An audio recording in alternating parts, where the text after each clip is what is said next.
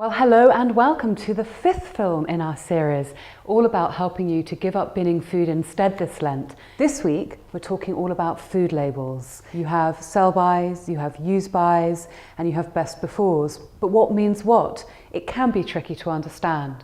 But the way I always think about it is it's the difference between instructions and suggestions. A use-by date really is a use-by date. That's what you generally see on things like dairy and on meat. And with those, you need to eat that food by the date on the label. The best before date is what I like to think of as a suggestion. But really, that's absolutely just the peak moment at which you should eat that food. Generally, you can go quite a bit after that.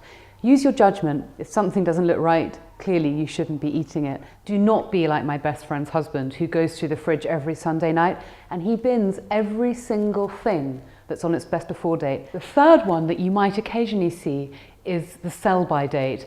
This is not for the consumer. The sell-by date is purely for the retailer, for the grocery store, for the supermarket. That is the date they need to get it off their shelves by, but it is not a date for the consumer and you really don't need to pay any attention to it. If you're unclear on any of these definitions, do go over to the lovefoodhatewaste.com/Lent site. There's a huge amount of information that's easy to digest and quick to learn over there. And of course, you can check out the previous videos we've made over on the Liberty London Girl Facebook page, and I'm also blogging over on libertylondongirl.com. Please do keep giving us all your comments and interactions. We're loving hearing your feedback. You've all got such great ideas on how we can all give up binning food waste at the moment.